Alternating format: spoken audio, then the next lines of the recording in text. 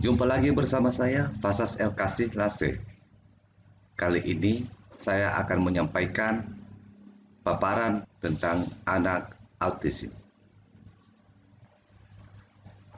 Ya, paparan kali ini terkait dengan mata kuliah anak autis.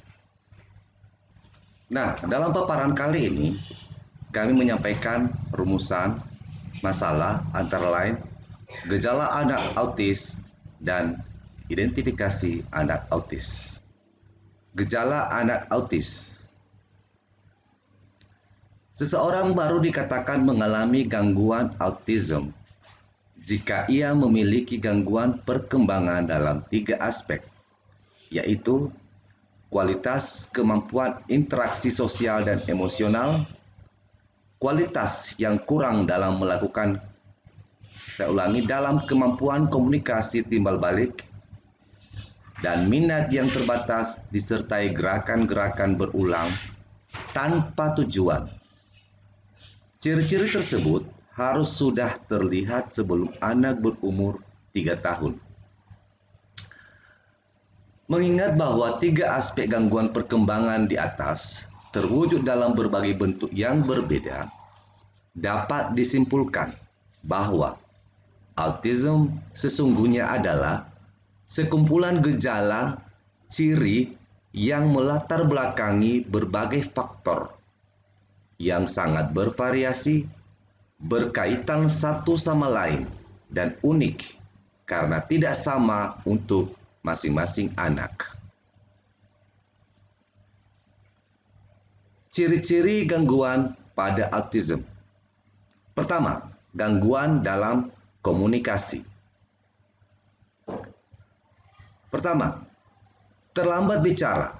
Tidak ada usaha untuk berkomunikasi dengan gerak dan mimik. Meracau dengan bahasa yang tidak dapat dimengerti orang lain. Lalu sering mengulang apa yang dikatakan orang lain. Dan meniru kalimat-kalimat iklan atau nyanyian tanpa dimengerti. Bicara tidak dipakai untuk komunikasi. Dan bila kata-kata telah diucapkan, ia tidak mengerti artinya. Tidak memahami pembicaraan orang lain. Menarik tangan orang lain bila menginginkan sesuatu. Kedua, gangguan dalam interaksi sosial. Menghindari atau menolak kontak mata, tidak mau menengok bila dipanggil, lebih asyik main sendiri, bila diajak main malah menjauh, tidak dapat merasakan empati.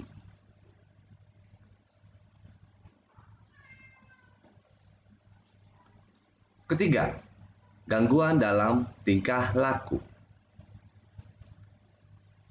Asyik bermain sendiri, tidak acuh terhadap lingkungan, tidak mau diatur semaunya, menyakiti diri, melamun, bengong dengan tatapan mata kosong, kelekatan pada benda tertentu, tingkah laku tidak terarah, mondar-mandir tanpa tujuan, lari-lari, manjat-manjat, berputar-putar, melompat-lompat, mengepak-ngepak tangan, berteriak-teriak, berjalan, berjinjit-jinjit.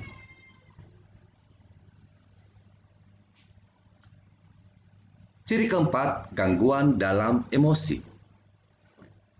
Rasa takut terhadap objek yang sebenarnya tidak menakutkan. Tertawa, menangis, marah-marah sendiri tanpa sebab. Tidak dapat mengendalikan emosi, ngamuk bila tidak mendapatkan keinginan. Dan ciri kelima adalah gangguan dalam sensori atau penginderaan. Sering menjilat-jilat benda, mencium benda-benda atau makanan, menutup telinga bila mendengar suara keras dengan nada tertentu. Tidak suka memakai baju dengan bahan yang kasar. Nah, sekarang bagian kedua adalah identifikasi anak autis. Identifikasi anak berkebutuhan khusus adalah suatu upaya menemukanali anak berkebutuhan khusus. Dalam hal ini, anak berkelainan dengan berbagai gejala-gejala yang menyertainya. Secara umum, tujuan identifikasi anak berkebutuhan khusus adalah menemukan adanya gejala kelainan dan kesulitan. Kemudian, temuannya dijadikan dasar untuk mengambil langkah selanjutnya. Menurut Lerner, pada tahun 1988, menyatakan tujuan identifikasi dilakukan untuk 5 keperluan. Pertama, penjaringan atau screening. Kemudian, pengalihan tangan atau revival. Selanjutnya, klasifikasi atau classification. Perencanaan pembelajaran atau instructional planning. Kemudian selanjutnya, pemantauan kemajuan belajar atau monitoring pupil progress. Langkah-langkah pelaksanaan identifikasi ada 5. Pertama, menghimpun data tentang anak. Kedua, menganalisis data dan mengklasifikasi anak. Ketiga, mengadakan pertemuan konsultasi dengan kepala sekolah. Keempat, menyelenggarakan pertemuan kasus atau case conference. Kelima, menyusun laporan hasil pertemuan kasus.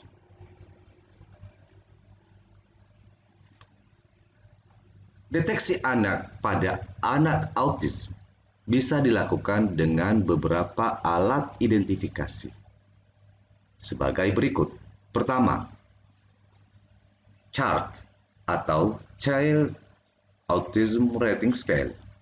Deteksi dengan CARS ini dan dikembangkan oleh Eric Chopper sekitar tahun 1970. Alat ini menggunakan pengamatan perilaku dalam pengukuran tingkat autism pada anak-anak dengan menggunakan skala 1 sampai 15. Pengamatan yang dilakukan adalah observasi terhadap hubungan anak dengan orang lain, gerakan tubuh, adaptasi terhadap perubahan yang terjadi, kemampuan mendengarkan orang lain, dan tingkatan komunikasi verbal. 2. CHAT, The Checklist for Autism in Toddlers. Deteksi dengan CHAT ini dikembangkan oleh Simon Baron Cohen di tahun 1990. Alat ini menggunakan bentuk observasi untuk memeriksa adanya gejala autism pada bayi dan balita mulai usia 18 bulan.